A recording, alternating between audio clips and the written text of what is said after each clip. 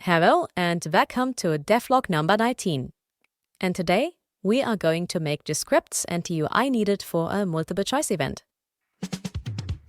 So we'll start by creating a duplicate of our pop-up window scene, because we're essentially using design, just with some added elements, so no reason to start from scratch.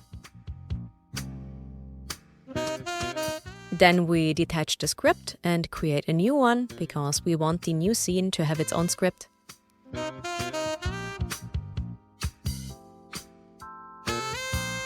But of course, we don't want to reinvent the wheel, so we just copy and paste the old script over and make changes based on what is different. And yes, I am aware that I could create a window-based class and inherit from that, but I think it's not really worth it for the amount of event windows we really need. So let's make it a bit larger and clean up the names, and then we can exchange the textures for the choice button. And unlike with the confirmation window, this window will not have a button on the bottom center, but long selection buttons in a different style. And because we want to create these buttons dynamically, we only create one of them and then procedurally generate the extra buttons. So let's clean it up a bit and then do some size adjustments.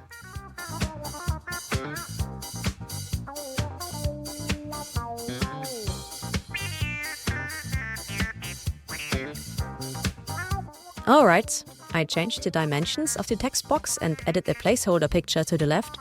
And now I want the button to actually be seamlessly scalable to fit the width of the text box. So we got to move the texture out of the actual button and put it into a child texture. And also, width is a horrible word.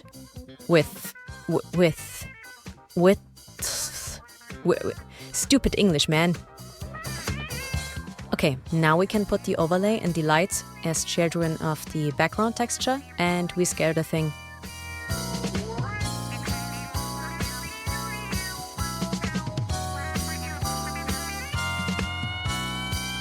I did a few more adjustments to the layout, and now we can start coding the buttons. So let's make it a new class and give it a script. We call it a choice button and copy the code from the thread element to do our adjustments.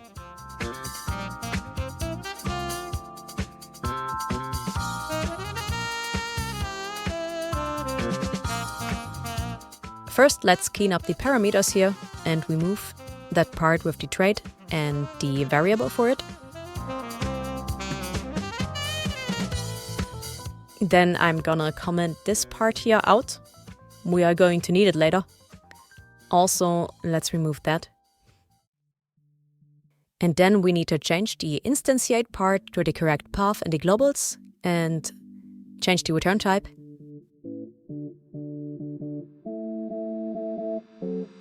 So let's quickly go back to the globals.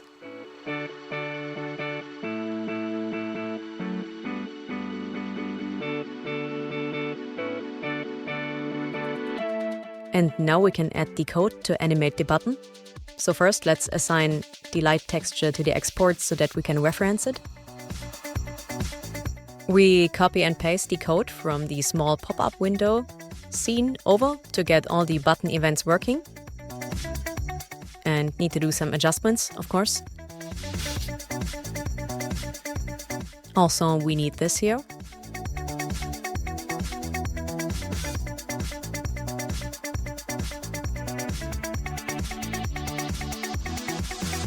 We can remove the highlight function because we no longer need it. And then we can fix the variable names.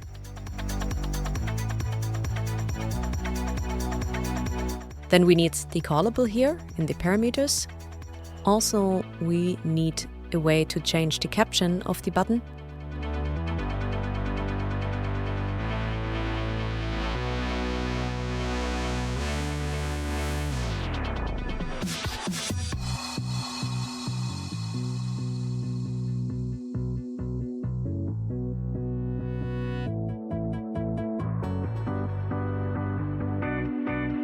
Back in the pop-up window scene, we add a control to hold the buttons so that we can position them faster.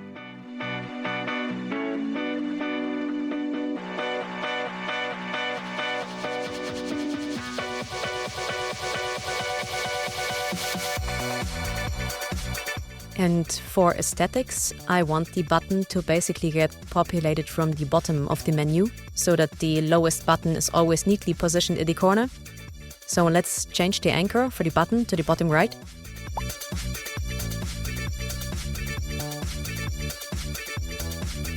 And finally, we need to clean up the pop-up window script itself, because there is lots of stuff here that we no longer need, because we outsourced it to the button itself.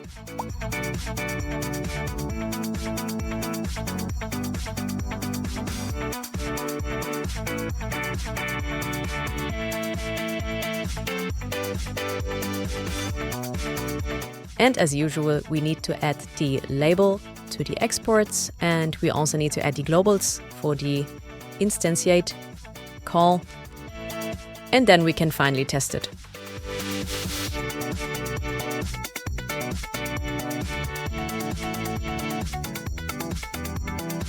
Never mind, I'm stupid, I forgot to add the buttons.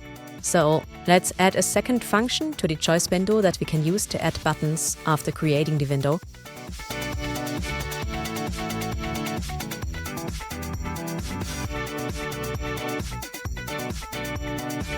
So we need an array of choice buttons that we can populate here.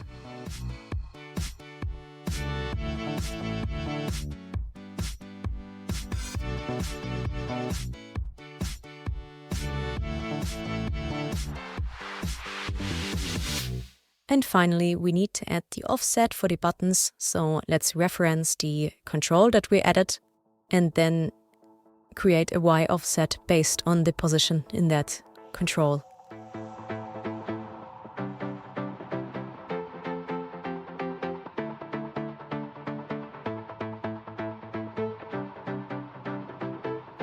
So in the Spring Manager script, I added some debug code here that creates a multiple choice window in the button. And when I tested it, it didn't work because I made a stupid mistake that we are going to fix now.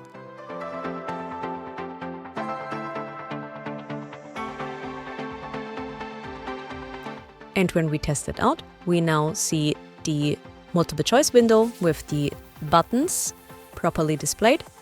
And I can click them and they react and they disappear. What doesn't happen is that the menu closes because we haven't added that yet. So what we're gonna do now is clean up all remaining buttons and destroy the window holding the button as soon as the button is released. And I think the cleanest way of doing that is adding a close function to the pop-up window and signaling it from the button itself.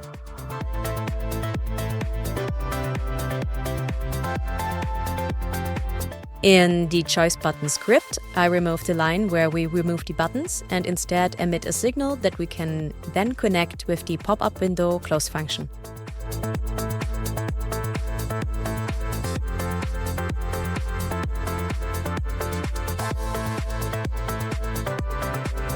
And now the button properly closes the window as we wanted.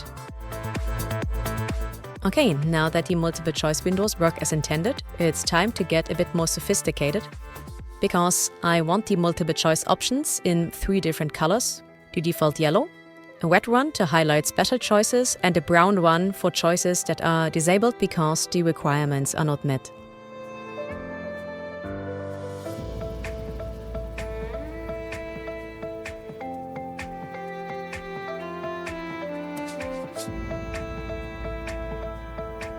And because I only want specific flags for this parameter, I used an enum. And I think we should clean this up here and put this in extra line for better readability.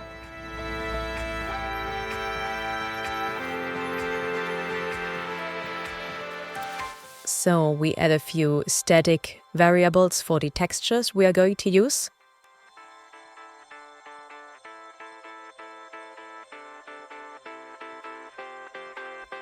And I just noticed that we don't have a reference to the background texture yet, so we got to add this.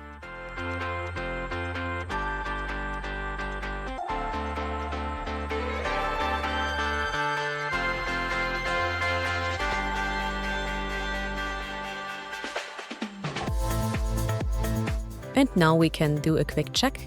And for testing purposes, change the value here to red to try it out. And yeah, it's working.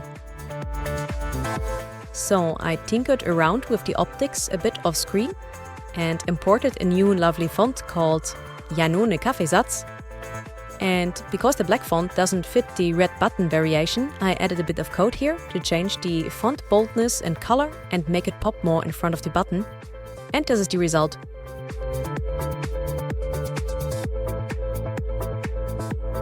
In the next episode, I will make the multiple choice buttons also display icons on the left side, depending on what the requirements for the choices are.